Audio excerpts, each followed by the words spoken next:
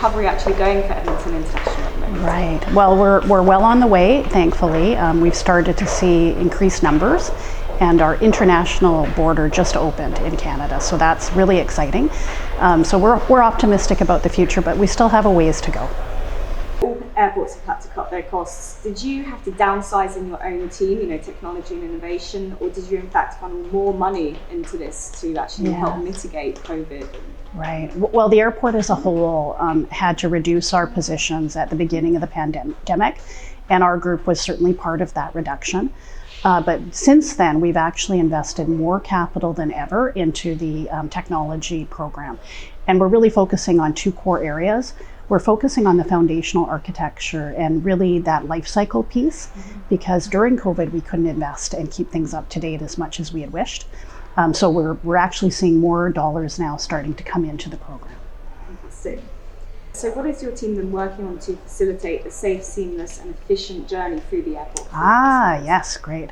So obviously regulatory changes are constant, and one of the big projects that we worked on was the idea of providing all of the health regulations and the visual paging throughout the airport. We took an opportunity to really modernize what was a bit of a legacy platform at the time. So we now have visual displays, and we're working with the airlines to allow them to do the automated gating announcements as well. And what has been your proudest achievement within your team during this time? I think it's our engagement score. So my people, I have a wonderful team of professionals, and despite the challenges, despite the extra work, our engagement scores have gone up into the high 80s, mid 90s, which I'm really, really proud of. I think that the opportunity that the pandemic has given technology to really show how we are a critical part of the business has really helped the morale of our team. And what do you actually mean by engagement? Do you mean with the passengers? Or? No, this is our staff engagement scores. Yes. Yeah, actually our passenger engagement scores are excellent as well, but this is our team itself. And I think, I was hearing today, or over the last few days at WEGA, that there's a lot of issues with staff, with retention. We're actually seeing just a really solid team experience. So we're really fortunate in Edmonton. Fantastic. So the pandemic has really revealed the importance of non-aviation revenues for airports. How have your team actually innovated to try and drive revenues? That's a great question. My colleague, Myron Keane, is our VP of Commercial and Innovation, and we've done a couple of big things. We're working on a loyalty and rewards program, so really revamping that and helping connect with our passengers through parking services, etc.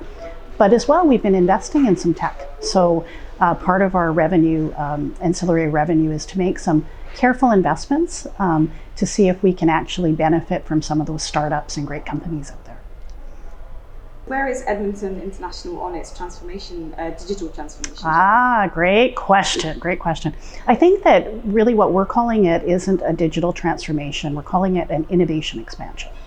And we had started this right before the pandemic, where we believe that airports don't necessarily have to keep growing their physical space, but that they can use technology to really automate the terminal, improve flow, and meet their passenger growth projections. So we've embedded that concept of really building out that terminal through technology rather than the bricks and mortar build, which is a really exciting opportunity. I really like that, getting more capacity out of your existing infrastructure rather than just keep adding. Airports. Correct. Yes. So what are the three most exciting developments happening at Edmonton? What's so exciting? Well, so I think, first of all, we're really, really excited about our innovation expansion program. We've have design drawings, we have all kinds of exciting things, and pushing the idea of check-in from a national perspective. So the other program that we're working on, and we're working with our partners from Toronto, from Montreal, from Vancouver, from Calgary, is we've done a joint RFP for all of our check-in processes across Canada. And I think it's probably one of the first times that a country has gone to the table and said, let's harmonize the passenger experience to help people feel safer and more comfortable coming back for travel. And what technology trends are you predicting in the coming years? Which ones will be most disruptive, and is Edmonton getting involved with them? Yes. I think it's all about IoT. I think it's all about messaging and smart buildings, smart facilities, using QR codes on all of our equipment, just really providing that automated facility. I think that's going to be a key area. And then, of course, on the flip side of that is cyber. And we really, as you've seen some of the incidents that have happened, we are critical infrastructure. And I think there's going to be a merging and an integration of our security systems with cyber systems, and just how do we actually govern and manage what I think will likely be a cyber attack rather than a physical attack on our airports. And does Edmonton have its own cyber security division? That's actually under our group. Okay. Yes. So cyber does sit under us, although of course we have strong relationships with our physical security under operations, and then our governance and risk groups under our CFO. Yeah.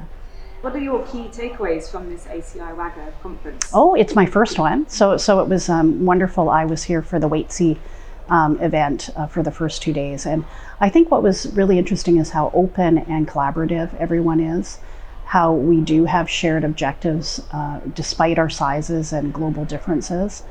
And I think the optimism overall. So really great to see everyone in person. I think it's a signal that things are starting to return to some sort of normal, and that the future is still really positive.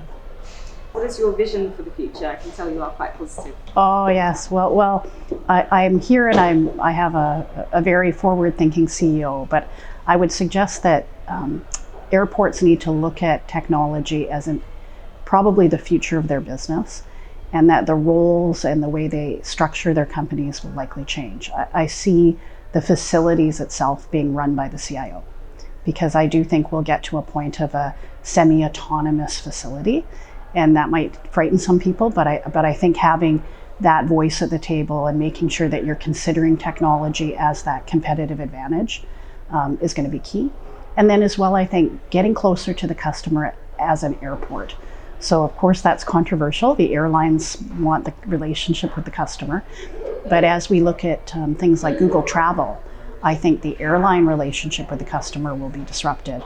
And airports need to make their own B2C relationships to be, I think, successful in the future. Absolutely. Sorry, thank you so much for your time. That was my last question. Great, thank you.